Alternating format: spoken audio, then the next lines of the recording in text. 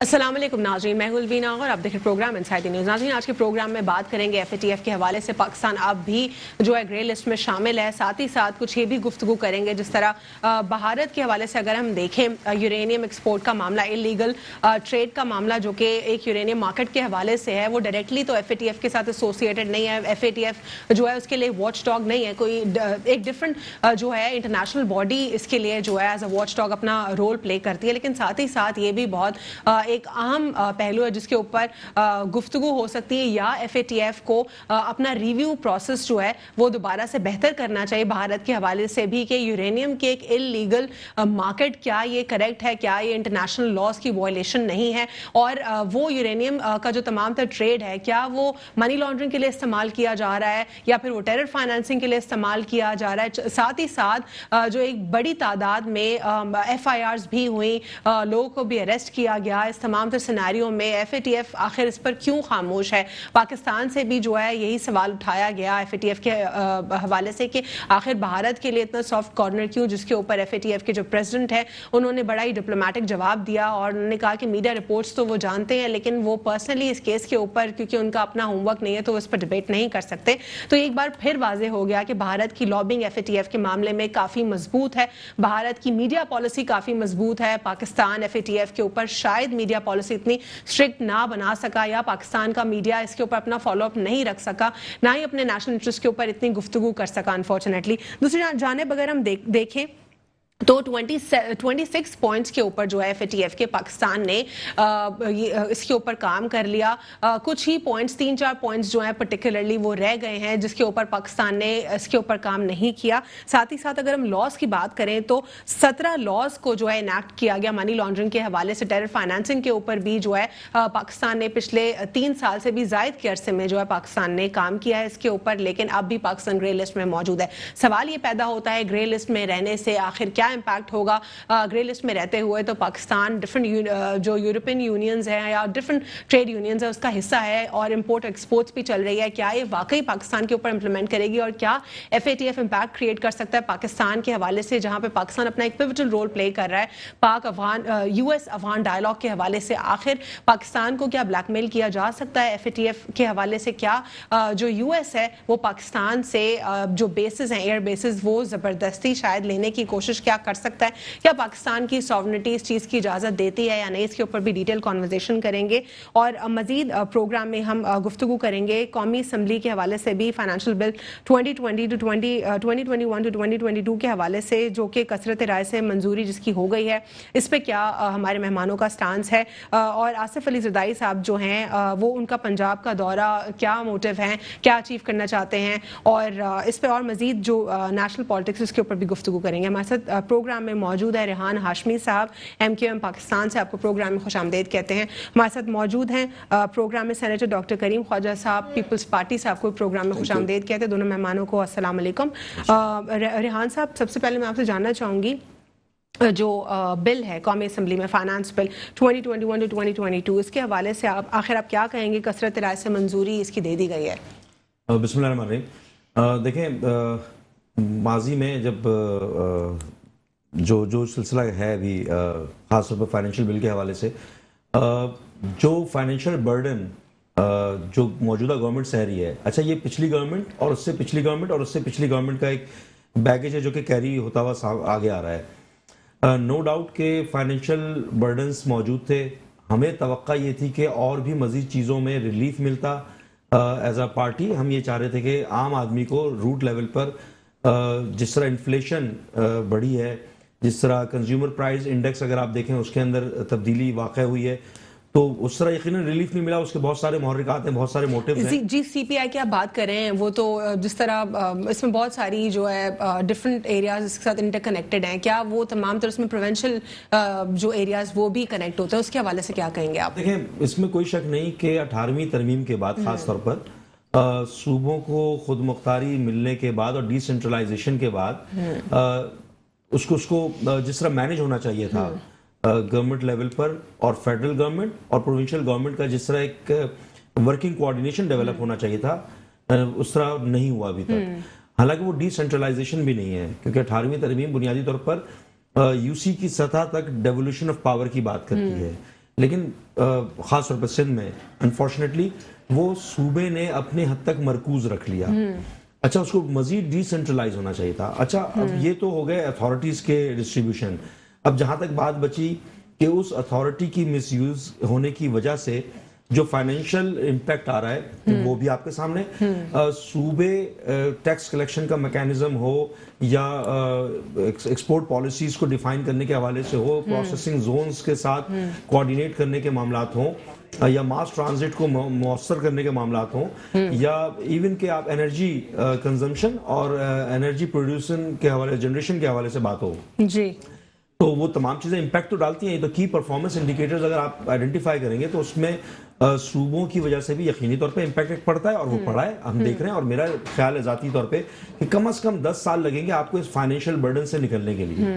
ٹھیک سر, ساتھ ہی ساتھ اس میں اگر ہم اب دیکھیں ایک رفٹ جو رہتی ہے صوبے میں اور وفاق میں, کیا بل جو ہیں وہ اپروو ہو جاتے ہیں, اپوزیشن اور حکومت ایک ساتھ بیٹھ کے اپروو کرا ہی لیتی ہے, کیا پروڈکٹیو طریقے سے بل منظور ہو سکتا تھا؟ کیا اس میں دونوں اپنی بہتر یا پروڈکٹیو رائے دے سکتے تھے؟ دیکھیں آئیڈیل کنڈیشن تو یہ ہوتی ہے کہ اپوزیشن جو ہے اپنی رائے سے آگاہ کرتی ہے, شیڈو بجٹ لے کر آتی ہے اور اس میں اپنا انپٹ بھی دیتی ہے. بجٹ تقاریر ہوتی ہیں, اس میں اگر کوئی امینڈمنٹ ہوتی ہے, اس کی ضرورت ہوتی ہے تو اس میں امینڈمنٹ کی جاتی ہے. آئیڈیل طریقہ کار ہے. لیکن پاکستان میں ہم شاید ابھی ایولیوشنری اسٹیج میں ہیں, تو ہم دوسرے کی رائے, خاص طور پر حکومت میں جب ہوتے ہیں تو عمومی طور پر دوسرے اپوزیشن کی رائے کو ہضم کرنا بہت مشکل لگتا ہے. اور اکثریت کی بنیاد کے اوپر, اعدادی اکثریت کی بنیاد پر, کیونکہ دس از ڈیموکریسی, اب وہ اعدادی اکثریت چاہے وہ تحقیق کر دے اپوزیشن کو, صحیح بات کو بھی,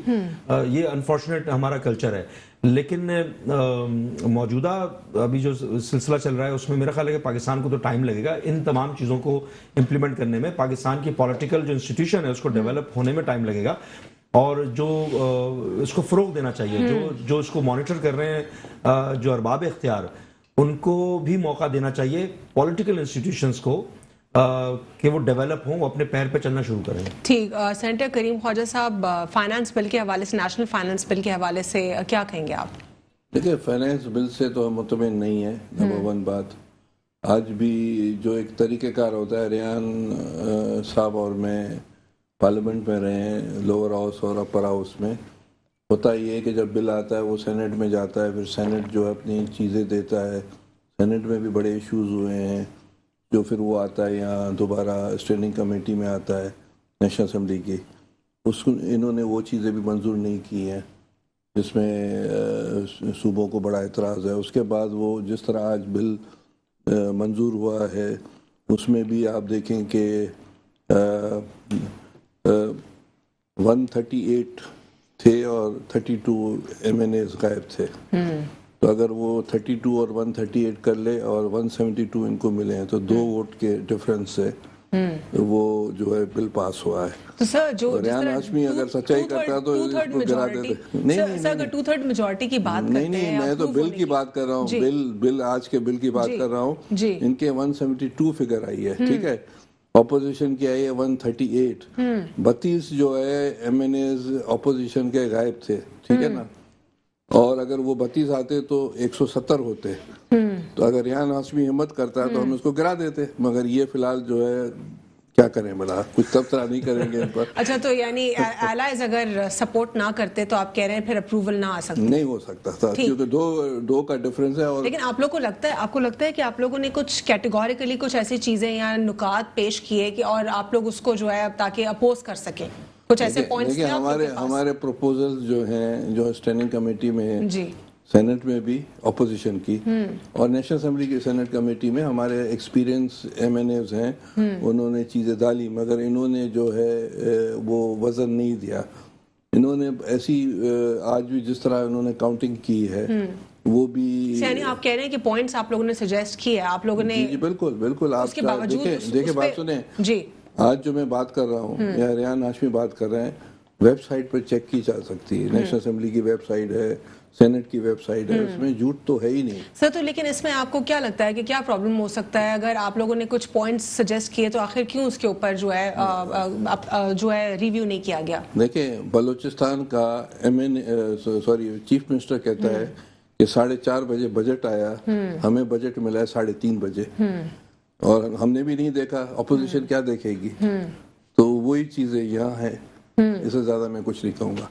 ٹھیک سر, بات کریں اگر ہم آصف علی زرداری صاحب کی, ان کا پنجاب کا دورہ اور ساتھ میں جو یہ تمام در سیناریو ہے, اس پہ کیا کہیں گے آپ؟ تو ایک ان اے لائٹر موڈ ایک فلم ہے نا کہ میں پنجاب نہیں جاؤں گی, تو کیا آصف زرداری کہے کہ میں پنجاب نہیں جاؤں گا؟ بھائی پاکستان ہے جی, تو جائے گا, بلاول صاحب بھی جائے گا, آصف زرداری صاحب بھی جائے گا. ایجنڈا کیا ہو سکتا ہے؟ ایجنڈا ہمارا ورکر ہے. ہماری پارٹی جو ہے بنیادی طور پر پنجاب میں پیدا ہوئی, پنجاب ہم نے ون کیا, روٹی کپڑا مکان, غریب آدمی کے ووٹ, مڈل کلاس روشن خیال لوگوں کے ووٹ, ترقی پسند لوگوں کے ووٹ, وہ ہمارا ووٹ بینک ہے. وہ ہم سے چھینا گیا مختلف وقتوں میں. چھینے والے جو ہے انویزیبل فورسز ہیں, اور وہ ترقی پسند. آپ لوگوں نے اپنے ووٹ بینک کا خیال رکھا؟ بالکل خیال رکھا. سر ایک ایگزامپل کراچی میں موجود ہے, اگر میں وہ کوٹ کروں آپ کو ایگزامپل. آپ پنجاب کی بات کر رہی ہیں نا اس نہیں, میں آپ سے آپ پنجاب کی بات کر رہی ہیں, میں پنجاب کی کر رہی ہوں. آپ کہہ رہے ہیں کارکنان کے پاس گئے, اپنے ووٹ بینک کے لیے گئے, تو میں سندھ سے کنیکٹ کر لیتی ہوں, کراچی سے کنیکٹ کر لیتی ہوں. کیا یہاں پہ جو سانحہ کارساز میں جو ایک بوڑھے شخص ہیں, ان کی آئی سائٹ, ان کا ویژن چلا گیا, وہ آپ کے ہی کارکن تھے. آج قبرستان کی وال کے ساتھ وہ پیپسی کا انہوں نے ایک وہ ہاکر لگایا ہوا ہے, اور بڑا سا بورڈ, آپ نے شاید وہ پوسٹ دیکھی ہوگی, سی ایم سندھ مراد علی شاہ صاحب نے بھی ان کو وزٹ کیا, لیکن ان سے میری آج ہی بات ہوئی. کے ایم سی کو انسٹرکشنز دی گئی کہ ان کو ہٹایا نہ جائے, لیکن ساتھ ہی ساتھ کیا یہ کافی تھا اپنے اس کارکن کا اتنا خیال رکھنا؟ بینائی چلی گئی اس کی, بوڑھا شخص ہے 13 سال سے, اب اس کو سر ہٹایا بھی جا رہا ہے. انفورسمنٹ ڈرائیو کا بھی معاملہ ہے جو سپریم کورٹ ہے, ود ڈیو ریسپیکٹس, اس کے معاملے کو بھی اگر ہم دیکھیں, وہ بھی پورا ہمارے صوبے کا بہت بڑا مسئلہ ہے اس وقت. دیکھیں سپریم کورٹ پر تو میں تبصرہ نہیں کر سکتا ہوں, ٹھیک ہے نا سر, لیکن اسٹیٹ تو لائبل ہے نا, اسٹیٹ جو سٹیزنز ہیں ان کا خیال رکھنا, روٹی کپڑا اور مکان. میں اس ورکر کی بات کر رہا ہوں. جب یہ بم بلاسٹ ہوا تھا 2007 کی بات ہے, جب بی بی شہید یہاں آئی, تو جو بھی زخمی تھا اس کو میں ٹیک کر رہا تھا, ٹیک کیئر پارٹی کی طرف سے, ٹھیک ہے سر, لیکن وہ میری بات سنیں, اور پارٹی نے نہ صرف ان کو پرائیویٹ, میں اس کی بات میں نہیں جانتا ہوں, اس کو ڈیفینیٹلی اس وقت میں جانتا ہوگا, اور اس کے بعد جب میں آپ کو آف ایئر دکھاؤں گی فوٹیج. نہیں, آپ کی بات میں ڈس ایگری تو کرتا ہی نہیں. میں یہ کہہ رہا ہوں کہ پارٹی جب اقتدار میں آئی تو پارٹی نے کوشش کی کہ جو بھی شہید ہوئے ہیں ان کو کمپنسیٹ کیا جائے, نوکریاں دیا جائے, ان کو کہیں اچھا مقام دیا جائے. ان کا بھی کچھ کروا دیں آن ایئر, میں آپ سے یہ گزارش کرتی ہوں. بالکل, دیکھیں ان کو ہاسپٹل میں دکھا دیں. ویسے تو اب مجھے نہیں لگتا ان کی آئی سائٹ آ سکتی ہے, لیکن میری بات سنیں, پارٹی نے بالکل ہر طرح سے ہر ایک ورکر جو شہید ہوا, جو زخمی ہوا, ان کو کمپنسیٹ کرنے کی کوشش کی. وہ بیچارہ بوڑھا شخص کہہ رہا تھا میری بات سنیں, اگر کہیں مس ہو گیا ہوگا تو اس کو ابھی بھی کمپنسیٹ کیا جا سکتا ہے. سری لنکا سے آنکھیں بھی منگائی جا سکتی ہے, تو کوئی ایسی بات نہیں. پیپلز پارٹی کا جو وجود ہی ورکرز کی سر, میں نشاندہی کر رہی ہوں, بھیجیں گے آپ؟ بالکل, آپ کی ذمہ داری تھی اس وقت, تو اب بھی آپ ذمہ داری کو کنٹینیو کر سکتے ہیں. ذمہ داری سے مراد, اس وقت میں پیپلز ڈاکٹر فورم کا پریزیڈنٹ تھا, تو I was taking care of this thing, اور بالکل ہم چاہیں گے. بٹ اف آئی آئیڈینٹیفائی, تو آپ آن ایئر مجھے کہہ رہے ہیں کہ آپ کریں گے, دیکھیں گے. ٹھیک ہے, صحیح, آن ایئر موجود ہے, پھر میں آپ سے آفر بھی اس کے اوپر بات کروں گی. سینیٹر کریم خواجہ صاحب, آپ کہہ رہے ہیں کہ پنجاب میں بھی جو ہے اپنے ووٹرز کے لیے گئے, اور اس میں کوئی اتنی یعنی کوئی ایجنڈا نہیں ہے پرٹیکولر, صرف اپنے ووٹر سے ملنے کے لیے گئے اور اپنی پالیٹکس کو مینٹین رکھنے کے لیے. اسی کو کنٹینیو کریں گے after short break. Stay with سن سیدی نیوز. السلام علیکم ناظرین, welcome back once again. Break سے پہلے ہم پروگرام میں گفتگو کر رہے تھے اوور آل اس وقت نیشنل پالیٹکس کے حوالے سے. اب کچھ بڑھیں گے انٹرنیشنل پالیٹکس کے حوالے سے, پاکستان کے اوپر کیا اثرات مرتب ہو رہے ہیں, خاص طور پہ ایف اے ٹی ایف کے حوالے سے گفتگو کریں گے, اور ساتھ ہی ساتھ بھارت اور افغانستان کے حوالے سے بھی گفتگو کریں گے. ہمارے ساتھ پروگرام میں موجود ہیں, اب ہمیں جوائن کیا ہے کال پر صدیق الفاروق صاحب نے, مسلم لیگ نون سے, ان کو بھی پروگرام میں خوش آمدید کہتے ہیں. السلام علیکم سر. وعلیکم السلام. جی سر, میں آپ کی جانب آؤں گی. اسٹوڈیو میں سینیٹر ڈاکٹر کریم خواجہ صاحب ہمارے ساتھ موجود ہیں پیپلز پارٹی سے, ان سے ذرا گفتگو کرتی ہوں ایف اے ٹی ایف کے حوالے سے, پھر آپ کی جانب آتی ہوں. سینیٹر صاحب, ایف اے ٹی ایف کے حوالے سے اگر ہم دیکھیں 17 لاز انیکٹ کیے گئے, اور ساتھ ہی ساتھ اس میں پاکستان نے 26 پوائنٹس کے اوپر جو ہے کام کیا ہے. آپ بھی گرے لسٹ میں ہیں پاکستان. آخر کیا لگتا ہے آپ کو کہ پاکستان نے واقعی بہتر پرفارم نہیں کیا, یا پھر آپ کو لگتا ہے کہ پاکستان کے خلاف جو ہے یہ ایک گیم کھیلا جا رہا ہے, لابنگ ہو رہی ہے؟ اس حکومت نے FATF میں ہوم ورک پراپر نہیں کیا انٹرنیشنلی، یورپین یونین سے، امریکہ سے. اور دیکھیں بات سنیں، یہ میں اور آپ جو بات کر رہے ہیں، ہمیں جو اس وقت جو سن رہا ہے وہ پاکستان کا آڈینس سن رہا ہے. میں ایز اے پاکستانی، پیٹریٹک پاکستانی چاہوں گا کہ پاکستان وائٹ لسٹ میں آ جائے. پر انٹرنیشنلی جب ہم جاتے ہیں باہر تو وہ پاکستان کے لیے کیا خیالات رکھتے ہیں انٹرنیشنل لیول پر، یونائٹڈ نیشن لیول پر، مختلف ملکوں کے لیول پر، یہ کام ہوتا ہے فارن منسٹری کا. اب وہ جو فارن منسٹر ہے لکنگ بزی ڈوئنگ نتھنگ، وہ جائے ملتان میں جا کر لوگوں کو دعائیں دے، کچھ وہ تعویذیں واویزیں دے بیچارے لوگوں. آپ لوگ کے ساتھ بھی تو تھے نا یہی فارن بس وہ ہمارے ساتھ ہماری غلطی ہوئی تھی نا، تبھی تو چھوڑ کر چلے گئے. ابھی تو وہ یاد ہے آپ کو کتاب میں انہوں نے کچھ سٹیٹمنٹ دیا کہ وہ کیوں گئے تھے چھوڑ کر. بہرحال اب وہ کہنے کا مطلب ہے کہ اس نے اور عمران خان نے نااہلی کی. صحیح انٹرنیشنلی یعنی آپ سیٹسفائیڈ نہیں ہیں بالکل؟ نہیں، وہ اگر صحیح کرتے، اگر صحیح معنی میں یہ حکومت انٹرنیشنل لیول پر کرتی تو ہم وائٹ لسٹ میں آ جاتے. سر آپ لوگ کو نہیں لگتا کہ اپوزیشن، ٹھیک ہے اپوزیشن کا کام ہے اپوز کرنا اور تنقید کریں اور نقص نکالیں، لیکن جہاں پہ نیشنل انٹرسٹ کا معاملہ ہے وہاں پہ کیا کہ وائٹ لسٹ میں ہم تو دیکھیں میرے کہنے پر کیا یہ ساری گفتگو امپیکٹ نہیں کرتی انٹرنیشنل میڈیا کے اوپر؟ سر 26 پوائنٹس سے زیادہ پوائنٹس پہ کام کیا، اتنے لاز انیکٹ کیے، پھر حافظ سعید صاحب کو بھی اٹھا کے ان کے جھولی میں ڈال دیا. وہ تو اس پر تو میں تبصرہ نہیں کر سکتا ہوں نا. میں تو بابا بہت غریب آدمی ہوں. میں تو یہ کہہ سکتا ہوں پاکستان وائٹ لسٹ میں آئے. نمبر 1 بات ہم یہ کہتے ہیں کہ اس حکومت نے اگر صحیح معنی میں کرتے تو ہم FATF سے وائٹ. ٹھیک ہے سینٹر صاحب، میں یہی سوال لے کے جاؤں گی صدیق الفاروق صاحب کی جانب. مسلم لیگ نون سے کیا سمجھتے ہیں وہ، کیا سیٹسفیکٹری پرفارمنس نہیں رہی اس حکومت کی، اسی وجہ سے ہم FATF میں اب بھی ہمارا نام گرے لسٹ میں موجود ہے؟ کیا کہتے ہیں آپ صدیق الفاروق صاحب؟ جی بسم اللہ الرحمن الرحیم. حکومت کی پرفارمنس آپ اقتصادی لحاظ سے یا افغانستان کے لحاظ سے، آپ کا سوال کیا ہے؟ سر FATF کے حوالے سے پرٹیکولرلی میں بات کرنا چاہ رہی ہوں آپ سے کہ جن نکات کے اوپر انہوں نے پاکستان سے کہا تھا کہ آپ نے کام کرنا ہے، پاکستان نے 26 پوائنٹس کے اوپر کام کر لیا. اگر کچھ پوائنٹس اس میں سے رہ جاتے ہیں، مسنگ ہوتے ہیں، کیا یہ سیٹسفیکٹری نہیں تھا کہ اتنے پوائنٹس کو پاکستان نے اچیو کر لیا؟ 17 لاز انیکٹ کیے منی لانڈرنگ کے اوپر، اور پھر انٹرنیشنل فورم کے ذریعے جو پاکستان سے کہا گیا FATF کی جانب سے، پاکستان نے اس کے اوپر کام کیا. اب بھی پاکستان سے سیٹسفائیڈ نہیں ہے؟ دیکھیے پہلی بات تو یہ ہے کہ خدا کا شکر ہے 42 سال بعد موجودہ آرمی چیف نے جرمنی میں یہ تسلیم کیا کہ پاکستان کی افغان پالیسی غلط تھی. جو جس جنگ میں ہم کودے وہ غلط تھا. جو محب وطن اور سیاسی لوگ تھے وہ سارے یہی کہتے تھے کہ یہ کام غلط کر رہے ہیں ہم. اور میں آپ سے کروں آپ کے چینل کے ذریعے سے کہ ہم کشمیر کو بھول گئے اور USSR کو توڑنے میں لگ گئے. اور اس کی وجہ سے پھر ہمارا کوئی احسان بھی کسی نے نہیں مانا.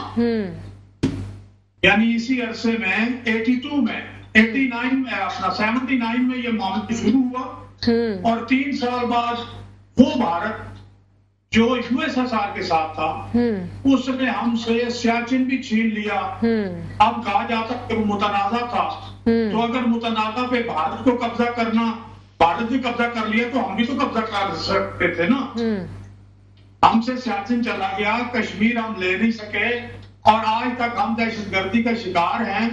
اور کبھی اپنا FATF آ جاتا ہے، کبھی کچھ اور آ جاتا ہے. میں سمجھتا ہوں یہ وقت آ گیا ہے کہ ہم اندرونی اتحاد جو ہے وہ قائم کریں، سیاسی خلفشار کو ختم کریں اور ہم اپنی اقتصادی پالیسیاں بھی ٹھیک کریں، پوری قوم کو ساتھ لے کے چلیں اور ان لوگوں کے رحم و کرم پر نہ رہیں جو نت نئی بات. اگر ہم سارے پوائنٹس ان کے مان لیں اس کے بعد یہ ایک نیا فارمولا ہے. سر یہ جو پوائنٹ آپ نے کہا کہ تمام پاکستان دوسرے یہ جو ہمارے دوست نما دشمن ہیں वो पसंद करते कि हम एटमी कुव्वत रहें। ठीक है सिद्दीक साहब, जिस तरह आप कह रहे हैं कि तमाम तर पॉइंट्स के ऊपर, जितने पॉइंट्स के ऊपर हम काम करेंगे वो सेटिस्फाई नहीं होंगे एफएटीएफ, अगर हम इसी तरह इस पॉइंट को देखें कि कुछ पर्टिकुलर पॉइंट्स पर जब पाकिस्तान ने काम किया था तो इंटरनेशनल एक्सपर्ट्स ने पाकिस्तान के हवाले से सेटिस्फैक्टरी रिव्यूज दिए थे, और अब जब 26 पॉइंट्स अचीव कर लिए पाकिस्तान ने, वो अब भी कह रहे हैं कि वी आर नॉट सेटिस्फाइड, हम आपका नाम नहीं निकाल रहे।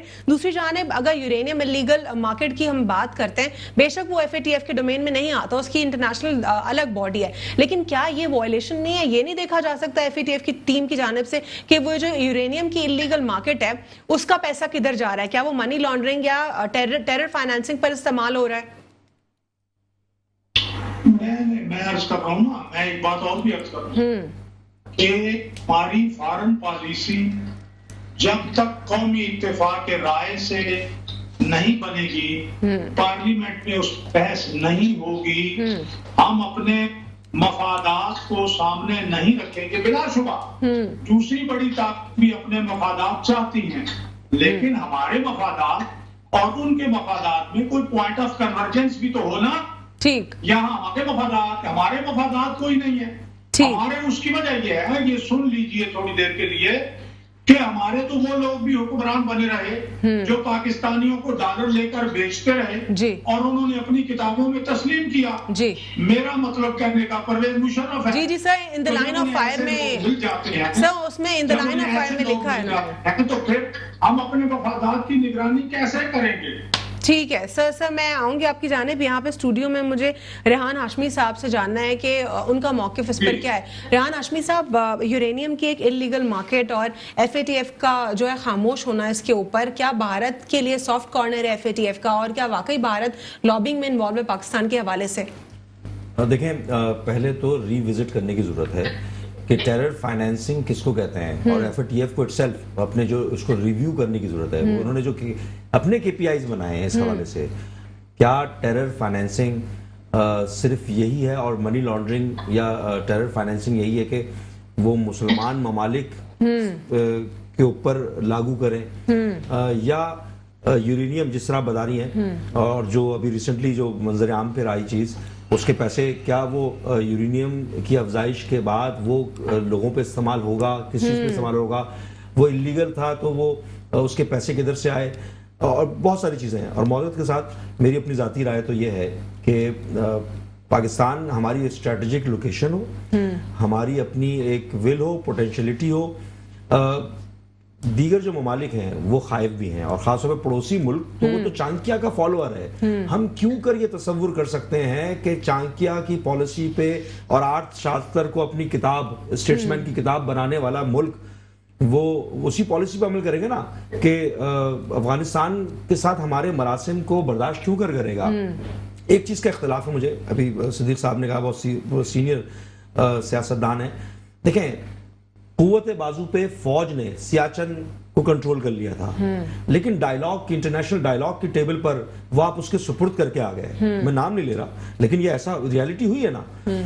दूसरी चीज ये कि इंटरनली अगर आप being a nation, there is no friend और no enemy in international politics. आपको नेशनल इंटरेस्ट को सिक्योर करना है। नेशनल इंटरेस्ट को सिक्योर करने के लिए आपकी स्ट्रेटेजिक लोकेशन हो, ज्योग्राफिकल बाउंड्रीज हो, या आपकी नेशनल इंटरेस्ट जो है आपका, इन तमाम चीज़ों को इंटैक्ट रखना ज़रूरी है। अब वो उसमें फ़ौज का भी एक कलीदी किरदार है। बदकिस्मती से माजी में भी और हाल में भी किसी ना किसी सूरत ऐसा होता रहा है कि हम अपनी पॉलिटिक्स को करते हुए या इवन के ये रेसिप्रोकल है बेसिकली, वो हम भूल जाते हैं, अपने लिमिट्स को क्रॉस कर देते हैं, और जिसका फ़ायदा दूसरा होता है। परसेप्शन हमारा ऐसा बन गया पाकिस्तान का खास तौर पर, जिसके चेंज होने की ज़रूरत है। हमारा फोकस परसेप्शन चेंज करने पर रखना चाहिए। वो परसेप्शन ये कि हमने ये जो हम पे जंग मुसल्लत हुई यूएसएसआर वाली आप कह लें, या जो हम अपने आप को, अपनी जुग्राफियाई सरहद को, इतनी बड़ी सरहद को महफूज रखने की कोशिश कर रहे थे, ये हमारी जंग नहीं थी, लेकिन हमने इसमें कलीदी किरदार अदा किया। वॉर अगेंस्ट टेररिज्म में जितने हमारे सिपाही शहीद हुए, जितने हमारे सिविलियन शहीद हुए, कोलेटरल डैमेज हमारा दुनिया में कहीं पर भी इतनी कुर्बानियां नहीं दी गई हैं, तो हमने तो वो कुर्बानियां भी दे रहे हैं, और आज कुर्बानियां देने के बाद हमारे इतने फौजी शहीद हुए, हमारे सिविलियंस, हमारी प्रॉपर्टीज बर्बाद हुई, और आज अगर हमसे पूछा जाए कि ये चीजें नहीं, भाई आप पहले अपना डिफाइन करें। क्या ये जो FATF में पाकिस्तान का जो ग्रे लिस्ट में नाम है, क्या ये मजीद और ब्लैकमेलिंग के लिए इस्तेमाल किया जा सकता है पाकिस्तान के खिलाफ? राय तो ये है कि आगे अभी आप देखिएगा कि बहुत सारी चीजें होने को जा रही हैं, शायद तैयारी पकड़ रहे हैं, और खासतौर पर हमारे जो लैंड लॉक कंट्रीज हैं उनकी डिपेंडेंसी हम पे है। क्योंकि रेहान साहब पहले स्ट्रेट अवे कहा जा रहा था एयर बेसिस की हम इजाजत नहीं देंगे, लेकिन अब दूसरी जानब ये आ रहा है कि ऑपोजिशन के साथ बैठकर इसके ऊपर गुफ्तगू करेंगे, तो कहीं ना कहीं ऐसा महसूस हो रहा है जो हुकूमत का स्टांस था जिस पर वो रिलक्टेंट थे, अब वो कुछ लड़खड़ा रहे हैं। क्या FATF के जरिए ब्लैकमेल किया जाएगा? क्या पाकिस्तान को एक बार फिर से दूसरे की जंग में जो है धकेला जाएगा? मैं भी बात करूंगा। जी मैं सिद्दीक साहब आपकी जानिब आऊंगी, रेहान साहब मुकम्मल कर लें। देखें, इंटरनेशनल पॉलिटिक्स में ये तो होता है जी, और चाहे वो IMF की शराइत के जरिए करें, चाहे वो सॉफ्ट लोन देकर, यानी हो सकता है आप कह रहे हैं एवरीथिंग इज पॉसिबल, क्योंकि अगर उनको अपने नेशनल इंटरेस्ट को मनवाना है और उनको अपनी पॉलिसी इंप्लीमेंट करनी है, तो दूसरे ममालिक को पावर एक्सरसाइज करनी होगी। अब वो पावर एक्सरसाइज किस तरह करेंगे कि अगर हम सेल्फ सफिशिएंट नहीं हैं और हम कॉम्प्रोमाइजिंग या डायलॉग के मूड पर हैं, तो फिर हमें तो बहुत सारी चीजें कबूल करनी पड़ेंगी।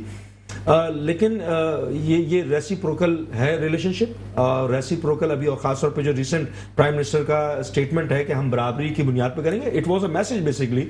वो इंटरनेशनल एक्टर्स जितने भी हैं उनके लिए मैसेज होगा कि, और वो यकीनन उस मैसेज को जो रिस्पॉन्ड करेंगे, वो इंटरनेशनल एक्टर्स, चाहे वो इंस्टीट्यूशंस हों, चाहे वो ममालिक हों, चाहे वो कोई शख्सियत हो, इंटरनेशनली इन्फ्लुएंस करने की भी कोशिश करेंगे। ये तो होना है। ठीक है, सिद्दीक साहब आप ऐड करना चाह रहे थे रेहान साहब की गुफ्तगू में? जी, मैं ये अर्ज करना चाहता था कि बुनियादी तौर पर अमेरिका, भारत और पाकिस्तान की बात है और अफगानिस्तान साथ जुड़ा हुआ है। आपने यूरेनियम की बात की कि यूरेनियम की जो गैर कानूनी मार्केट है, बल्कि ब्लैक मार्केट जी, मैं एक मतलब, चूंकि मैं उस वक्त में आपकी आवाज जरा कम आ रही है और मैं रेहान हाशमी साहब को भी पूरी तरह नहीं सुन सका जी, मैं आपसे अर्ज करूंगा कि आप देख लीजिए पाकिस्तान की पॉलिसी के भारत जो USSR का साथी था वो अफगानिस्तान में बैठा है, पाकिस्तान जिसने कुर्बानियां दी वो बाहर है। यहां से अमेरिका से उड़ के अमेरिकी सदर क्लिंटन जाता है इंडिया में, उनके साथ एटमी अपना दफा का ताउन अपना जो है वो मुआहदे करता है एटमी प्रोग्राम के, और $70 बिलियन के उस वक्त की बात मैं कर रहा हूँ 2000 उनके साथ मुआहदे होते हैं और हमारे न्यूक्लियर प्रोग्राम पर उसके खिलाफ बात होती है। हम फिर भी जुड़े रहते हैं अमेरिका के साथ। फिर बढ़ते बढ़ते अभी FATF की बात, और आप जब आप बड़े जायज सवाल उठा रही हैं, अब पिछले दिनों अगर मुल्की मीडिया बता रहा है कि इन्होंने अड्डे देने की बात कर दी है, बल्कि दे दिए हैं, और ये हमें कह रहे हैं कि नहीं, और आपने ठीक पकड़ा है कि जनाब आप वो नरमी की बात कर रहे हैं, कहते हम बैठ के बात करेंगे।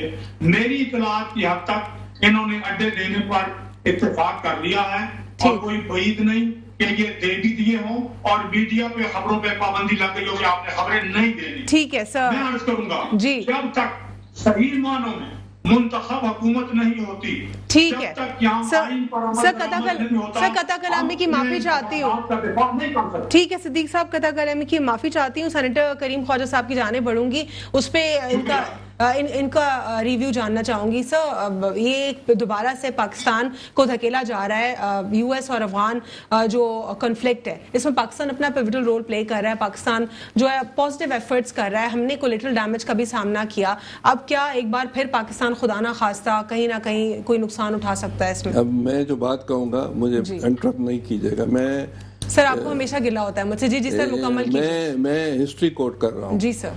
किताब अभी बाजार में आई है जी, अशफाक अहमद की, जिना its success it's failure and it's part in the history. बड़ी 800 पेज पर किताब है और जो आर्केज हैं लंदन के वो हैं, उसमें उसने लिखा है कि 47 मार्च तक ब्रिटिश रॉयल इंडियन आर्मी राजी नहीं थी कि पार्टीशन हो बिटवीन सब कॉन्टिनेंट का, क्योंकि वो कह रहे थे कि ब्रिटिश रॉयल आर्मी जो है 2 हिस्सों में जाएगी।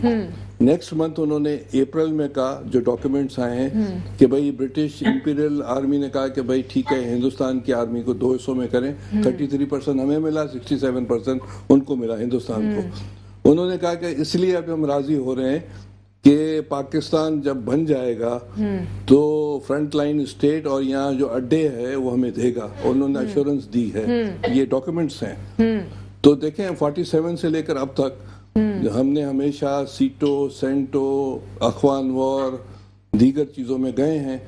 कोई नई बात है, 9/11 में गए हैं। तो अब ये अगर ये पीपल्स पॉलिसी या जो पीपल्स जो है अवामी रंग, जिस तरह जुल्फकार अली भुट्टो ने कोशिश की कि गैर जानबदार पॉलिसी हो, तो वो पार्लियामेंट कर सकती है। पाकिस्तान की पॉलिसीज अगर वो ब्रिटिश जो डॉक्यूमेंट्स को देखा जाए तो फिर तो अड्डे चले जाएंगे। और अगर पीपल्स पॉलिसी है तो वो तो पार्लियामेंट बनाएगी। इत्तेफाक से फॉरेन पॉलिसी पार्लियामेंट नहीं बनाती, कोई और बनाते हैं। ऑपोजिशन के साथ बैठकर देखिए, ऑपोजिशन की बात नहीं है, मैंने हिस्टोरिकल बात की है, जो हकीकत की बात की है। आप अब मुझे आपसे सवाल ये कर रही हूं, आप मुझ पर इम्पोज करोगी कि ये बात मानो। मैं आपसे सवाल क्या कर रही हूँ, आप क्या बोल रहे हैं? मैं आपसे सिंपल ये कह रही हूँ कि हुकूमत ये कह रही है कि ऑपोजिशन के साथ मिल बैठकर इसके ऊपर सोचा जा सकता है। मैं आपसे ये सवाल कर रही हूँ, सवाल सुने बगैर सर आप जवाब दे रहे हैं। देखें, पॉलिसीज पार्लियामेंट बनाता है, अवाम बनाती है, क्योंकि जो अवाम चुनते हैं पार्लियामेंट को, sovereignty lies with the people in a parliament. Sir जब आप लोग बैठेंगे, इसमें जो है गुफ्तगू करेंगे इस मामले के ऊपर, पार्लियामेंट में ऑपोजिशन का क्या मौकिफ होगा इस पर? हमारा ये है कि भाई पाकिस्तान में कोई अड्डे नहीं हो जी। हम चाहते हैं कि फॉरेन पॉलिसी गैर जानबदार हो। हम कहते हैं कि 190 मुल्कों से हमारी दोस्ती हो। हम जो है इस पॉलिसीज पर नहीं चले जो कि 70 साल से चल रही है। हमें दोस्तियाँ रखनी है, हमें नेबर से भी दोस्तियाँ रखनी है। हमें वो पैटर्न चलना है जो बेनज़ीर शहीद ने कहा था कि भाई यूरोपियन यूनियन की तरह सार्क को, तो ये हमारी पॉलिसी है। पर मजा कहते हैं इस तरह होना चाहिए, वरना जिस पॉलिसीज पर जो टार्जन चल रहे हैं तो वो तबाही की तरफ जा रहे हैं। सर लेकिन ये इतना ज्यादा कॉन्ट्रडिक्शन FATF के अगर हम उठा के देखते हैं तो फिर लड़े ना जाकर। आप मुझसे पूछ रही है, मैंने आपको बताया एक लिटरली और एकेडमिक आंसर। बाकी अब आप कह रही हैं कि हाफिज सईद को ये हो गया, आप कह रही हैं कि FATF पे ये हो गया। आप कोई और बात कर रहे हैं, मैं आपसे ये कह रही हूँ कि FATF की अगर हम बात कर रहे हैं, मैं ये कह रहा हूँ कि पार्लियामेंट आप सर एकदम से हाइपर हो जाते हैं। आप मेरा सवाल सुन ले सर। जी FATF अगर हम आप एक पॉइंट ऑफ व्यू रख रही हैं, मैं अवाम का पॉइंट ऑफ व्यू रखा ही नहीं। मैं आधा सवाल करती हूँ, आप कुछ और बोलने लगते हैं। यही बात कर रहा हूँ। मैं आपसे ये जानना चाह रही हूँ कि FATF को अगर हम देखें, FATF की पॉलिसीज, अगर पॉलिसी बनाती है एक इंटरनेशनल इदारा है, तो क्या पॉलिसी सबके लिए सेम नहीं होनी चाहिए? क्या ऐसा क्यों हम तो कह रहे हैं कुछ दूसरे मुल्क के लिए कुछ? हम ये कह रहे हैं कि हिंदुस्तान ब्लैक लिस्ट में आ जाए, अफगानिस्तान ब्लैक लिस्ट में आ जाए, पाकिस्तान व्हाइट लिस्ट में आ जाए। इससे ज्यादा मैं क्या बोलूं? आप ये सारी जवाब मैंने जवाब दे दिया। मैंने आपको जवाब दे दिया ना। मैं तो सिर्फ आपसे ये जानना चाह रही हूँ कि रिव्यू की इतनी कॉन्ट्रडिक्शन क्यों है FATF की पॉलिसी? वो इसलिए है कि हम चैनल पर डिस्कस नहीं कर सकते बहुत चीजें। ठीक है, सिद्दीक अल फारूक साहब, आप इस पे क्या अपना व्यू देना चाहेंगे? FATF की जो पॉलिसी है वो आखिर इतनी क्यों कॉन्ट्ररी है? एक मुल्क के लिए कुछ उसूल है, दूसरे मुल्क के लिए कुछ है। इनफैक्ट अगर भारत की बात की जाए तो उस पे तो वो डिप्लोमेटिक आंसर्स दे रहे होते हैं ओपनली। देखिए, भारत बहुत बड़ा जमहूरी मुल्क है, अपनी सारी खराबियों और अक़लियतों के साथ बुरे सलूक और बिलखुसूस मोदी की मौजूदगी में जो हो रहा है, इसके बावजूद जो वेस्ट है वो उसको सेकुलर मुल्क और गैर मुसलमान मुल्क और जमहूरी मुल्क होने की वजह से तरजीह देता है जी। दूसरी बात यह कि हमारे यहाँ 35 साल तो बराह रास्त मार्शल लॉ रहा जी, और उसके बाद भी आप देखें तज्जिए और कॉलम उनमें क्या होता है कि मुंतखब हुकूमत काम नहीं कर सकती जी। उसकी वजह से वो पाकिस्तान को जो वेस्ट है बिलखुसूस वो अहमियत नहीं दे रहा जी। हम पहले अपनी अहमियत खुद तो जाने जी। अभी इमरान खान साहब नारे मार रहे हैं जी, अमेरिका को नो कर दिया, अड्डे नहीं देंगे, हम ये नहीं करेंगे जी, हम मैं IMF के पास नहीं जाऊंगा। अमलन सारा वो काम कर रहे हैं जो अमेरिका कहता है जी। ठीक, तो फिर इसका ये मतलब है कि इमरान खान साहब कहते कुछ है करते कुछ है, उन्हें ऐसे ही लोग अमेरिका को चाहिए। जब अमेरिका को ऐसे लोग मिल जाते हैं और जब ये लोग काम नहीं करते तो वो हटा के बराह रास्त मार्शल लॉ लगवा देते हैं। सर जो ये ले आते हैं। सही जो इमरान खान साहब जी सर, एक वक्त तो अमेरिका की पॉलिसी ये थी कि थर्ड वर्ल्ड में डिक्टेटर्स लाए जाए ताकि वो हमारे काम करें। अब पाकिस्तान में जो सदारती निजाम की बात हो रही है वो भी इसीलिए हो रही है कि एक बंदा हो जो हमारे काम करे और उन्हें पाकिस्तान की कोई परवाह नहीं और हमें पाकिस्तान की परवाह होनी चाहिए।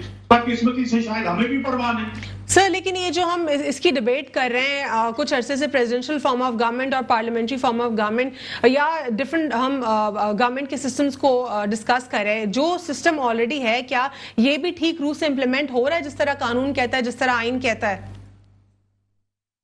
मैं कर रहा हूँ कि अगर डिस्कशन सिंसियरली हम करें और वाकईतन मुल्क की मफादात को सामने रखें और मुख्तलिफ इदारों को समेत नैब और FIA और इन लोगों को हम अपने मकसद के लिए इस्तेमाल न करें और मुल्की मफाद के मुताबिक और अवाम का मफाद सामने रखें, यकीन मानिए अगर हम ये करेंगे और यहाँ आइन की हुक्मरानी होगी, मगरिब भी हमारा ख्याल करेगा। ठीक है, बहुत बहुत शुक्रिया प्रोग्राम में शिरकत करने के लिए सिद्दीक अल फारूक साहब, मुस्लिम लीग नून से। सेनेटर साहब रेहान हाशमी साहब, प्रोग्राम में जिस तरह हम FATF के रोल के हवाले से डिस्कशन कर रहे हैं, FATF के हवाले से मजीद आपका क्या कंसर्न है? क्या पाकिस्तान को मजीद जो है इसमें यूज किया जा सकता है जिस तरह भारत की तरफ से किया जा रहा है? कंक्लूड क्या करेंगे? देखिए, गिवन सिचुएशन में पाकिस्तान को अपने मफाद को ही निकालना है ना, और मफाद उसको निकाला है जब कलेक्टिव विजडम आएगी। कलेक्टिव विजडम आएगी आपकी जमहूरियत के हाईएस्ट फोरम में जो कि पार्लियामान है। पार्लियामेंट में अगर जो गुफ्तगू नहीं हो, मुबाहिसे का आगाज ना हो और उसका कंक्लूजन ना निकाला जाए तो मेरा ख्याल है कि वो फिर कलेक्टिव विजडम नहीं कहलाएगी, वो फिर ऑटोक्रेटिक माइंडसेट कहलाएगा। परसेप्शन दूर करने की जरूरत है, जो मिसपरसेप्शन क्रिएट हुआ है पाकिस्तान के हवाले से इंटरनेशनली, वो दूर करने की जरूरत है और पाकिस्तानियों को अपने नेशनल इंटरेस्ट के ऊपर यकजा होने की जरूरत है। ठीक है, कुछ कॉम्प्रोमाइजेस पॉलिटिकल करने पड़ेंगे पॉलिटिकल पार्टीज को भी। ठीक है, सेंटर साहब आखिरी कमेंट कर दीजिएगा। देखें, sovereignty lies with the people of Pakistan and the parliament of Pakistan. जब से पाकिस्तान बना है उस पर अमल नहीं हुआ है। जब तक सॉवरेंट आदमी पब्लिक नहीं होती है, पार्लियामेंट सॉवरेंट नहीं होता है और वो फैसले नहीं करता है जी, फिर वो ब्रिटिश इंडिया के जो फैसले वो जारी रहेंगे। ठीक है, बहुत बहुत शुक्रिया प्रोग्राम में शिरकत करने के लिए रेहान हाशमी साहब MQM पाकिस्तान से। बहुत बहुत शुक्रिया सेनेटर डॉक्टर करीम ख्वाजा साहब पाकिस्तान पीपल्स पार्टी शिरकत करने के लिए। प्रोग्राम को कंक्लूड करेंगे, आज के लिए इतना ही। अल्लाह हाफिज़, गॉड ब्लेस यू ऑल।